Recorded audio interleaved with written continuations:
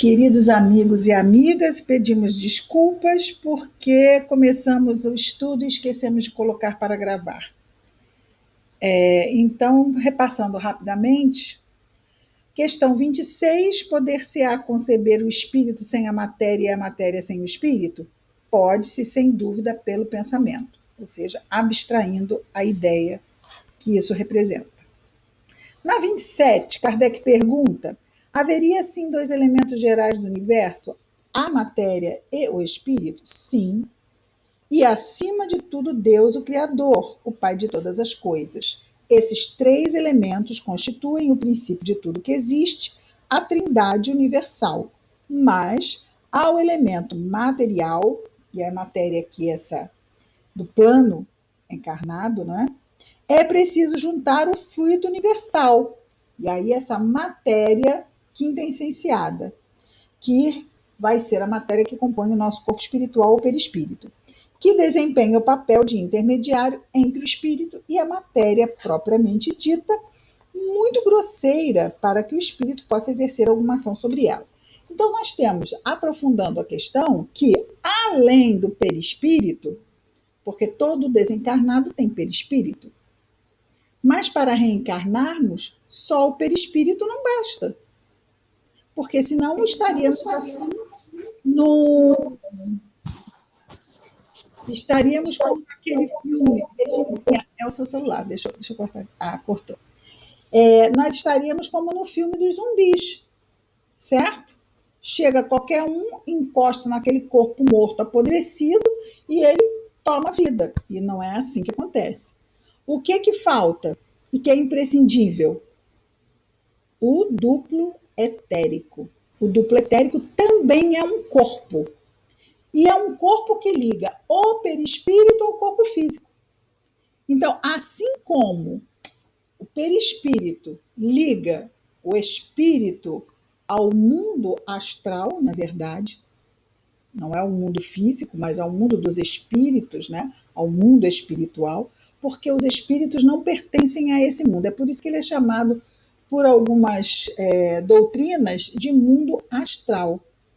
Porque quando a gente fala mundo espiritual, fica parecendo que é o mundo dos espíritos. Só que não é. O mundo espiritual, que a gente chama de espiritual, não é aonde vivem os espíritos, é onde eles se manifestam. Eles se manifestam na materialidade do mundo espiritual. O mundo espiritual é material, vocês concordam? Concordam? O mundo espiritual é material. Tem casa lá? Tem animal lá? Tem transporte lá? Tem vales? Tem um montão de coisa? Tem. É um mundo material, mas é um mundo quintessenciado. O espírito, o que espírito é? Criado à imagem e semelhança de Deus, ele é uma inteligência. Essa inteligência precisa se expressar no mundo das formas. Por quê? Porque essa inteligência é criada simples e ignorante.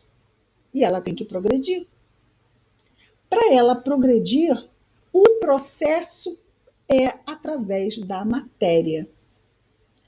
Para que o princípio inteligente, né, nós, inteligências, espíritos, já na parte da evolução moral, possamos estar vivendo as experiências, as oportunidades que a providência divina nos oferece para o nosso progresso moral, nós temos que nos expressar no mundo das formas. Ele cria espírito e cria matéria. Quando cria, junta. Um habita uma dimensão, o outro habita outra. O espírito, ele vai estar no mundo, seria o mundo dos espíritos, não tem nada a ver com matéria, né? Talvez um mundo mental, porque os espíritos são mentes. É muito difícil, porque dá um nervoso da gente se imaginar sem corpo. Não dá? Nunca mais teria que fazer dieta, isso é uma vantagem. Mas eu prefiro fazer dieta e ficar com corpo do que me imaginar uma inteligência sem corpo. Porque a gente ainda é muito materializado para se imaginar assim. É com o tempo, com o progresso, que a gente vai se desmaterializando. Aí a gente vai se sutilizando e passando o quê? Para esferas vibratórias cada vez mais altas, onde esse princípio material é cada vez mais rarefeito, mais rarefeito, mais rarefeito, e o princípio inteligente fica cada vez mais forte, ao ponto de começar a brilhar. É lindo isso, não é? Abafa-se a matéria, vai ficando abafada, vai ficando fraca, e o espírito começa a brilhar, a brilhar, a brilhar. No sentido contrário dessa estrada, nós vemos o espírito abafado, sem luz, e a matéria nos dominando. Se formos mais atrás ainda, nos veremos como seres conduzidos pelo instinto. Então, na medida em que a gente vai andando para frente, estamos cada vez mais libertos das forças do instinto sobre a nossa vontade e cada vez mais nos adiantando e mais nos adiantando, mais livres para e plenos para vivermos as leis de Deus, sem amarras, que são amarras para o espírito viver plenamente as leis de Deus, os vícios morais. O egoísmo é uma amarra, o orgulho é uma amarra. Eu não posso, o que vão pensar de mim? Eu não posso, isso é indigno. Imagina Jesus dizendo, não, eu não vou ser crucificado, Pai, porque isso é indigno. Afinal, eu sou um espírito puro.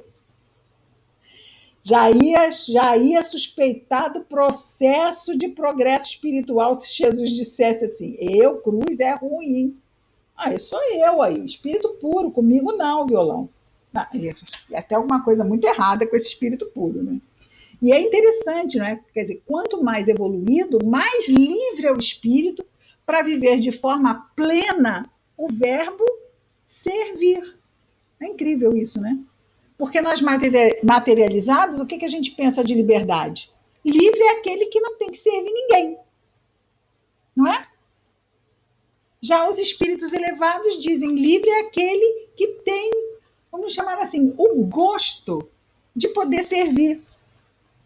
Aquele lá de trás vai dizer assim, gosto? Então você vai ter que ficar submetido? O que é isso? Então você nasceu, você é um derrotado. Olha, é uma visão de mundo totalmente contrária. É por isso que Jesus diz que aqueles que o seguissem seriam tidos como loucos. Porque realmente, na perspectiva material, quem vive na perspectiva espiritual não tem nada a ver, está vendo o mundo de cabeça para baixo, está totalmente insano. Mas, em contrapartida, quem está lá na frente desmaterializado e vê quem está materializado, não acha que somos insanos. Acham simplesmente que estamos ainda imaturos. Né? Imaturos. Quando às vezes vem uma pessoa mais idosa, experiente, fala alguma coisa, velho ultrapassado, não sabe nada. Aí você vê, realmente é uma pessoa imatura dizer uma coisa dessa, né?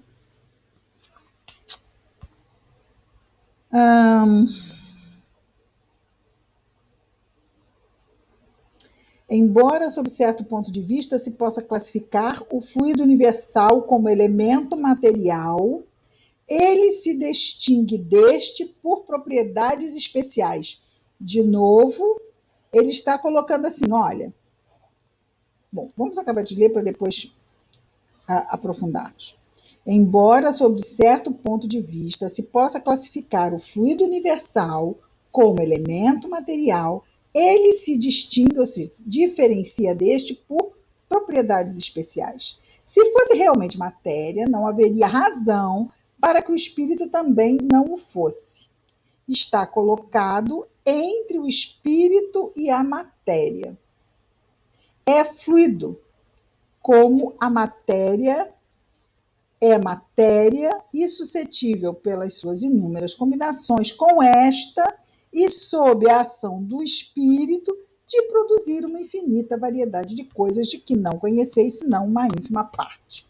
Esse fluido universal, ou primitivo, ou elementar, sendo o agente de que o espírito se utiliza, é o princípio sem o qual a matéria estaria em perpétuo estado de divisão e jamais adquiriria as propriedades que a gravidade lhe dá. Então, nós vamos ter no fluido, entre as diversas especificidades do fluido, o fluido elétrico, o fluido magnético, que muitos poderiam dizer, a eletricidade não é matéria, né? Magnetismo não é matéria, mas é matéria. Se é fluido, é matéria. Tudo sai do fluido cósmico universal, certo? E pensamento é matéria? Todos concordam? Pensamento é matéria? Pensamento é matéria. Tá? Que leva o pensamento uma ideia. É o carrinho que leva a ideia ligando pontos. E a gente vê muito isso na internet, né? Ligando pontos. Que estão o quê? Buscando conexão, que estão conectados pela sintonia. O que favorece, no caso do pensamento, é a sintonia, que cria esse emissor e receptor por afinidade de ideias. Ia falar alguma coisa, Patrícia? Não? Ah, que eu vi você fazendo assim.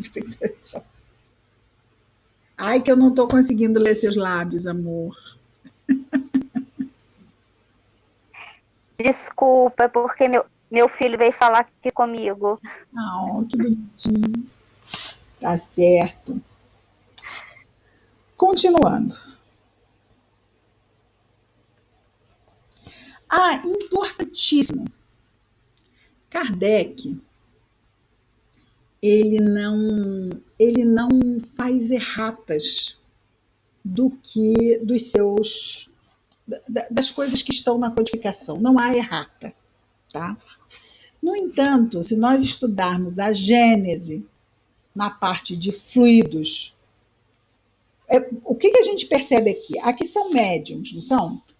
Não são os espíritos que estão falando isso, né? São médiums. E por mais que eles estivessem ali dominando, ainda são ideias totalmente novas dentro do mundo do conhecimento humano. Quando nós vemos a quinta obra básica, que é a Gênese, nós já vemos os fluidos serem. A coisa está muito mais palatável, tá? E a gente poderia até dizer assim: peraí, isso aqui não tem nada a ver com o que está lá no Livro dos Espíritos. Isso é muito interessante. Primeiro, que eu acredito que seja um atestado de humildade intelectual que nós precisamos ter, não é? O conhecimento, ele se constrói. Ele se constrói. E a gente vai vendo, não só através das obras básicas, mas através das revistas espíritas que entram entre esses anos de lançamento de uma obra básica para outra obra básica, a construção que Kardec vai fazendo do entendimento do que os espíritos trazem. Ele é um missionário e tal, mas ele é um missionário na carne. Então, há um abafamento do conhecimento daquele espírito. Ele está ali dando todo o seu esforço para que o melhor trabalho fosse realizado. Mas, em termos de conhecimento humano, não vamos esquecer que a doutrina espírita é uma revelação das leis de Deus. Ora, a primeira revelação veio de uma forma bem simplesinha. E Moisés não pegou nem no cinzel para escrever aquelas tábuas. Então, foi um fenômeno de escrita direta. E ele foi simplesmente quem carregou as tábuas. Na segunda revelação, ela veio por Jesus, o governador da terra. Tinha como dar errado? Não tinha como haver, tipo, não entendi direito. E Jesus tinha, ele explicava, repetia, repetia. É claro que a gente não entendia, porque não tínhamos condição de entendimento. Mas hoje nós, principalmente com a doutrina espírita, nós conseguimos aprender de Jesus. Claro que ainda vamos passar muitos séculos aprendendo o que Jesus nos trouxe naqueles 3 anos, mas de uma maneira muito melhor. Assim, quando chega a terceira revelação, quem atrás? Os espíritos. Só que os espíritos não se materializaram e eles mesmos falaram, escreveram. Não, eles trouxeram através dos médiuns. Trouxeram através dos médiuns. Kardec fez um trabalho ingente, incrível, nossa, inimaginável de selecionar aquelas milhares de comunicações, compará-las, extrair as respostas e trazer. Mas nós estamos na questão número 27, estamos bem no início, né? Num tema que não é como o tema das leis morais, por exemplo. Não, é um tema científico. E um tema científico de algo que a ciência da época, só hoje estamos começando a ver com a mecânica quântica, não é? Mas algo muito, muito, muito difícil. Então, por isso, mais uma vez, é importante a gente conhecer a doutrina espírita para a gente entender a ideia que está sendo trazida. Essa ideia está vestida de pensamento.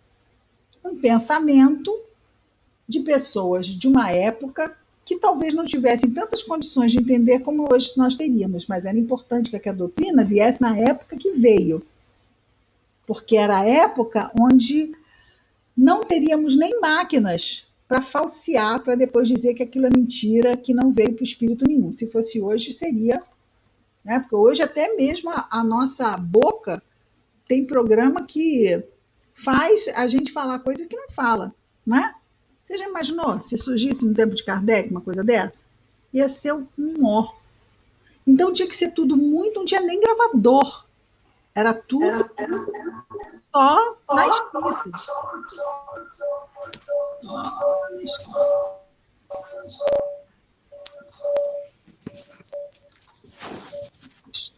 Fechou. Só na escrita, né? Então tinha que vir mesmo na época que veio. Logo no início do século XX, nós já tínhamos o telégrafo, não, o telefone, né? A tecnologia foi chegando muito rápida. Dom Pedro II tinha um telefone, né? Falou diretamente com Grambel, chique, né? É isso mesmo, gente? Eu estou falando errado? Não sei. Acho que isso aconteceu. Aqui no meu pensamento me veio isso. Bom, vamos voltar aqui à vaca fria. Tudo bem até aqui? E Cleia, tudo bem, meu chuchu? Tudo bem? Muito bem, vamos continuar aqui quando ele fala, se possa aqui. Embora, sob certo ponto de vista, se possa classificar o fluido universal como elemento material, ele se distingue, já vimos isso, não é? Se fosse realmente matéria, não haveria razão para que o espírito também não o fosse.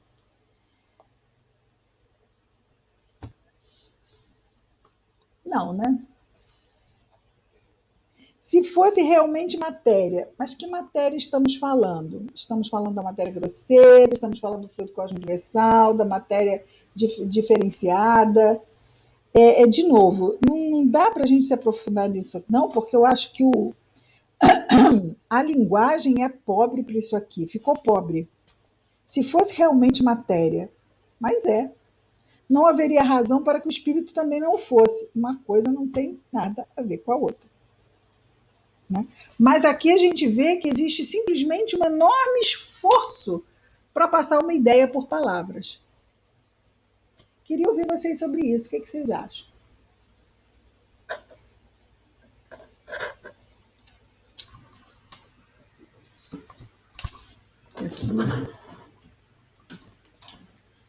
Hein? Roberta, Ana Vanessa, Georgina, Patrícia. É porque é quem estou vendo aqui. Cecília. Cris, eu fiquei confusa agora com isso, porque para mim o fluido universal ele não seria matéria. Mas o fluido cosmo universal é a matéria-prima, da matéria. Chamada de matéria-prima. Né? É verdade. Já se denuncia logo no conceito. É isso aí. Eu que me confundi toda aqui. Porque por isso que é importante a gente saber a ideia, saber conceber as ideias. E depois a gente vai fazer um esforço didático, que é isso que a gente vê os espíritos tentarem fazer, mas por isso que quando você compara a Gênese com o Livro dos Espíritos, você diz assim, peraí, isso aqui não é isso aqui, porque parece que aqui está meio que confuso ainda. Se contradizendo, mas não é contradição. A gente que tem que abrir, nós temos que ampliar nosso... Exatamente, pobreza de palavra, é mesmo uma questão semântica. Linguística. Exatamente. Está colocado entre o espírito e a matéria. E aqui ele está falando do fluido cosmo universal, que é nessa conceituação que ele está trazendo aqui, o perispírito, o fluido que liga o espírito à matéria. É fluido, como a matéria é matéria, e suscetível pelas suas inúmeras combinações com esta,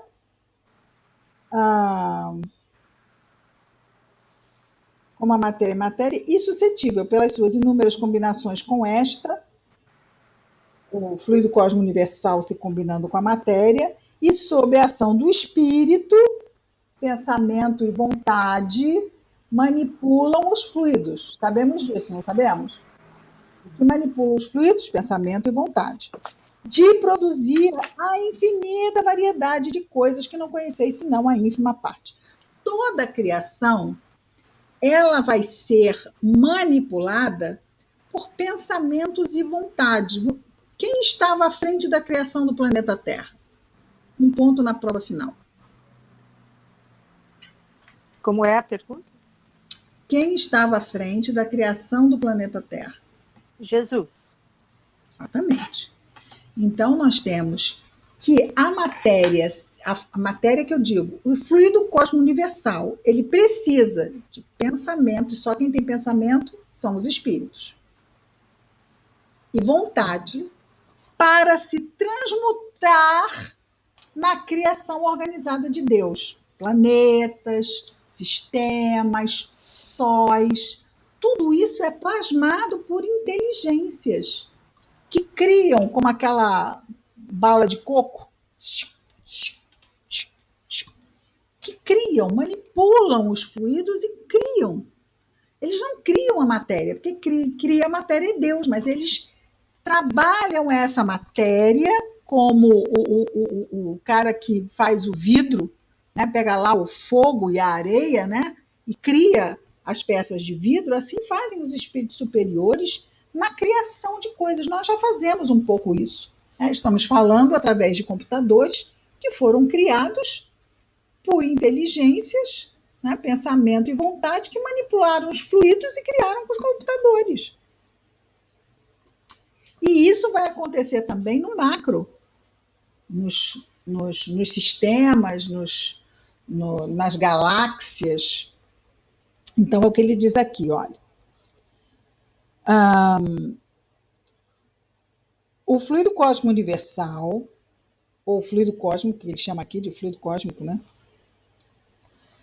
Está colocado entre o espírito e a matéria.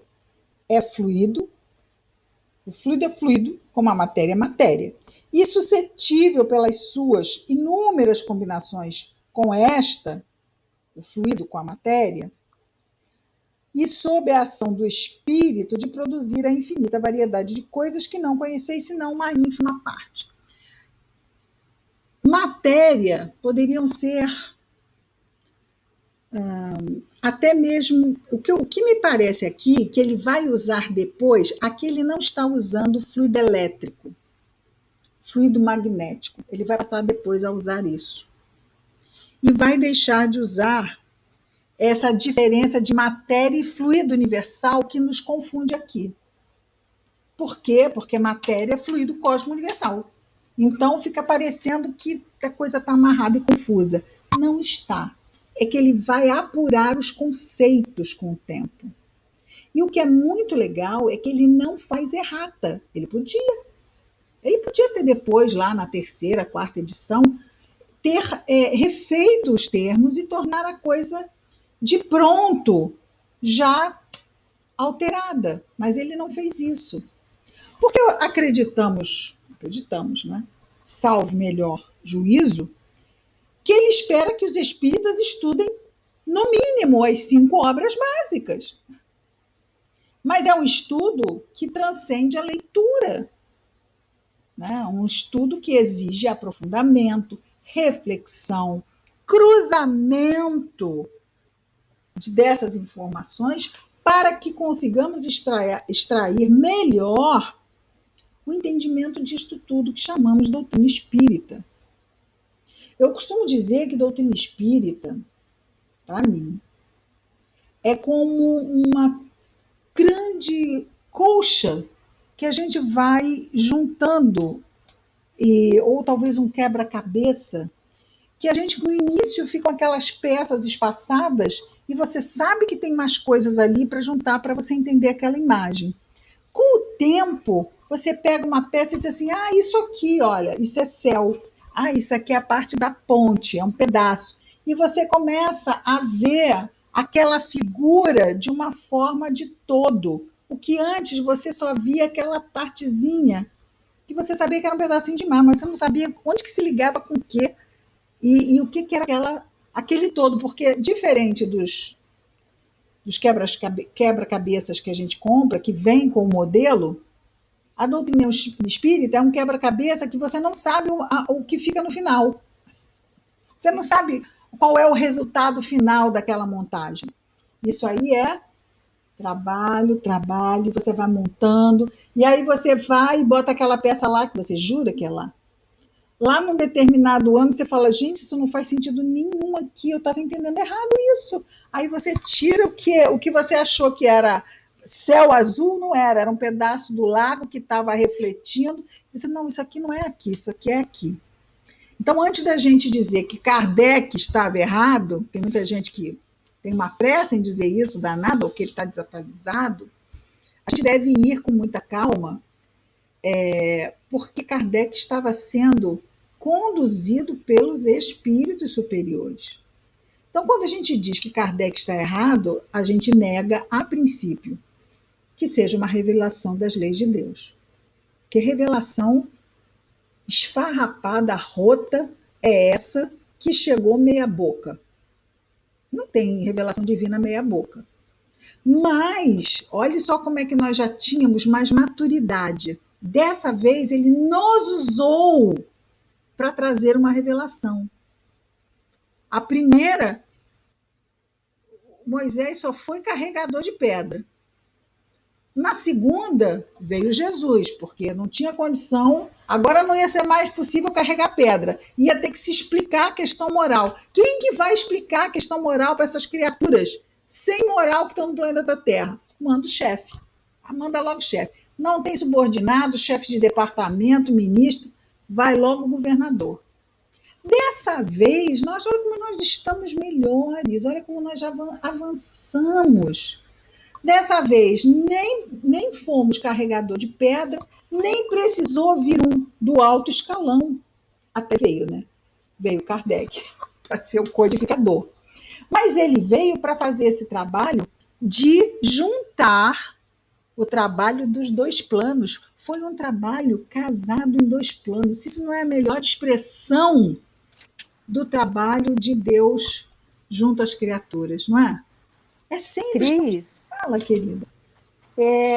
você falando, assim, eu não pude deixar de me reportar para o prefácio do Evangelho segundo o Espiritismo, que é assinado, né, pelo Espírito da Verdade. E ele conta, justamente no primeiro parágrafo, dessa pleiade de espíritos que, como cometas, né, que se achegaram à Terra fazendo toda essa revelação. É um trabalho de inúmeros espíritos. Né? É uma coisa linda a imagem do prefácio, o prefácio todo, né, do Evangelho, mas esse primeiro parágrafo traz justamente essa beleza que é a vinda desses espíritos para esse momento da revelação da doutrina. E se começou, né, Thelma? Se começou no século XIX, esse trabalho de verdadeira parceria, fraternidade e união em prol do bem na Terra, ele não cessou ali. Ele continua até hoje, vai continuar. Porque é uma parceria que agora está cada vez mais e mais e mais e mais apurada e incrementada. Né? Então é quase que um crescimento em proporção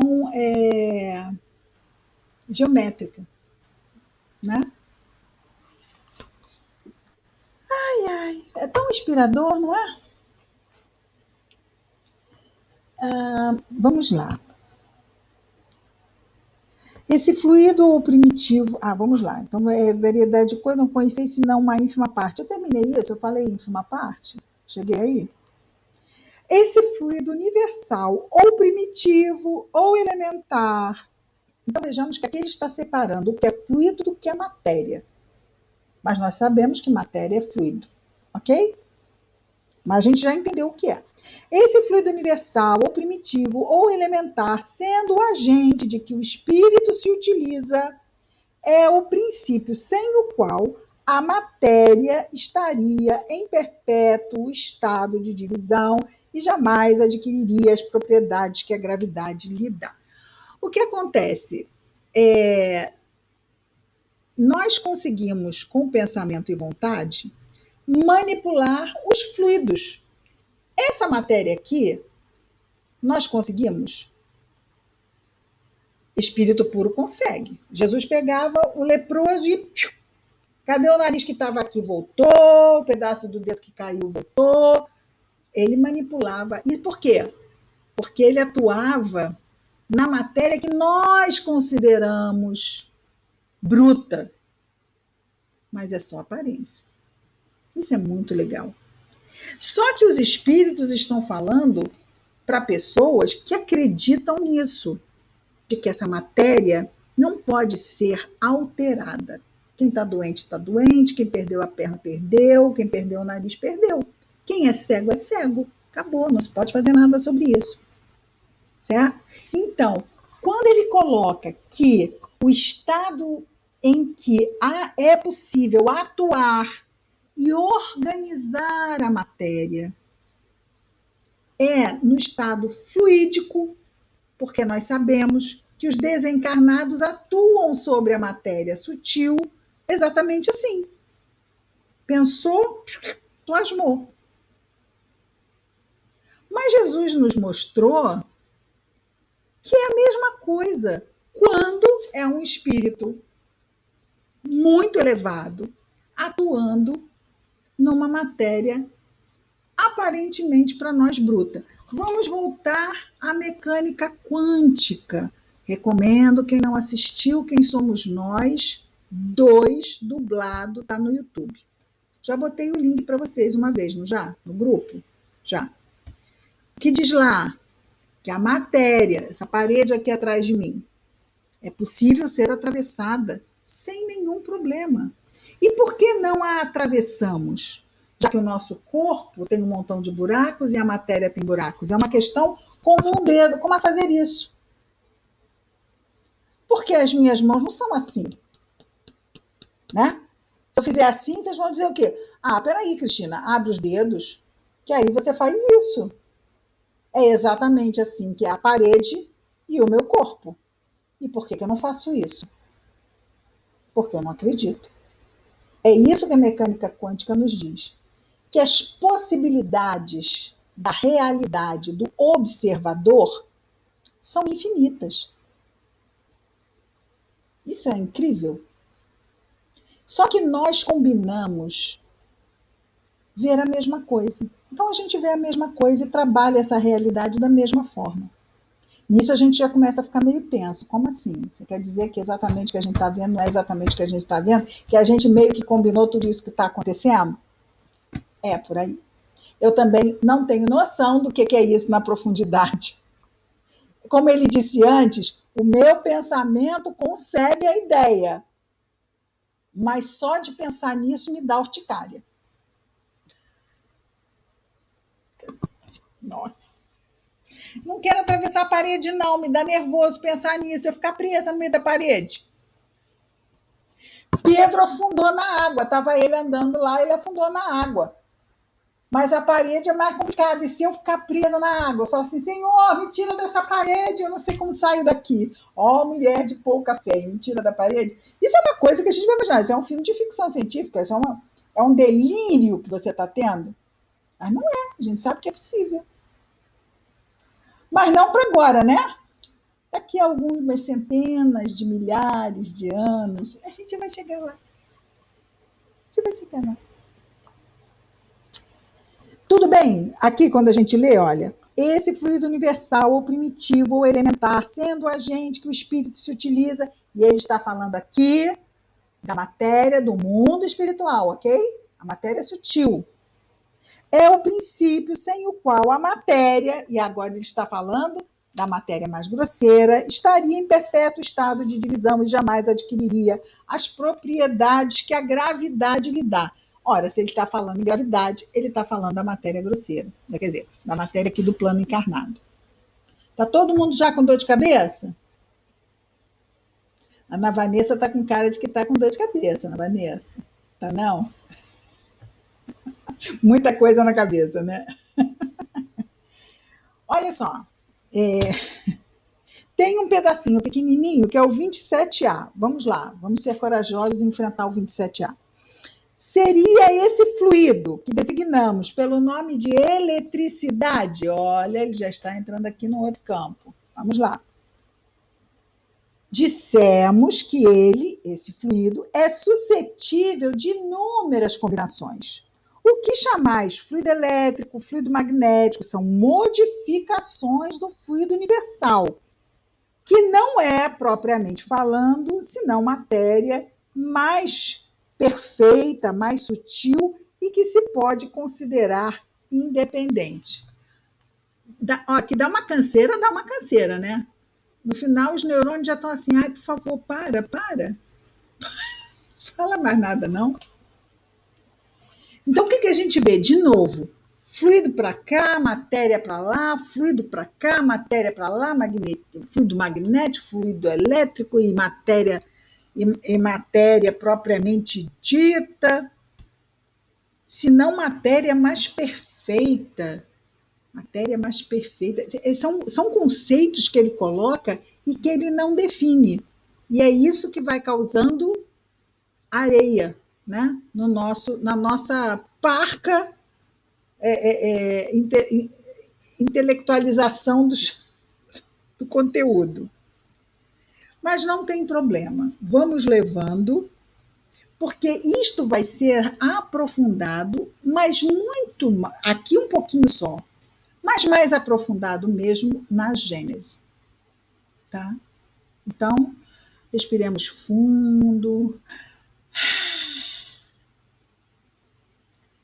porque nem vamos adiante. Chega que essa 27 foi um terreno que a gente deu uma capinada, estava cheio de pedra. Como é que foi, gente? Dá para levar em termos básicos isso? Dá para a gente... Silvana, como é que foi, Silvana? Conta para mim. Liga esse seu som, Silvana. Eu fiquei com dificuldade, porque agora eu vou voltar o estudo Isso. Para poder eu entender mais um pouquinho. Depois que terminar, eu vou escutar novamente, porque eu já passei por aqui, eu tenho feito evangelho no lar, né? E ainda ficou essa dificuldade. Né? Silvana, existe o princípio material, o princípio espiritual. No princípio material, você tem a matéria-prima básica, que é o fluido cósmico universal. Toda matéria, seja do mundo espiritual, seja do mundo físico, sai do fluido cósmico universal. Aqui ele usa terminologias que parecem meio que confrontar isso e pode nos levar a uma certa confusão. Por isso eu tenho que saber isso, que ele pode chamar de fluido, matéria densa, propriamente dita, tudo é fluido cósmico universal. Tudo é princípio material e suas diversas modificações. É isso que eu preciso entender. Tá? Tá. Muitos nomes, tudo isso é semântica, é terminologia. Tá? Eu preciso entender a ideia. Tá? Tá entendido. Tá, sim. Porque quando você for rever, você... Já estou mais... A gente tem uma tendência a ficar tensa. Né? Então, abstrai os nomes e tenta entender o conceito. Né? Tá legal, obrigada, Cristina. Vamos fazer assim, vamos rever com calma essa semana, essa 27, 27A, e a gente recomeça com as dúvidas na próxima semana, tá bom assim? Tá ótimo. Tá? E aí, Roberta, animada? Senti um bocejo agora, Roberta, senti um bocejo agora. Bom, vamos parar aqui. Alguma questão que vocês gostariam de trazer? Não? Então, olha, vamos todos pegar um Uber e ir na casa da Patrícia, porque tem bolo lá hoje. Né? Daqui a pouco eu estou chegando aí para comer bolo.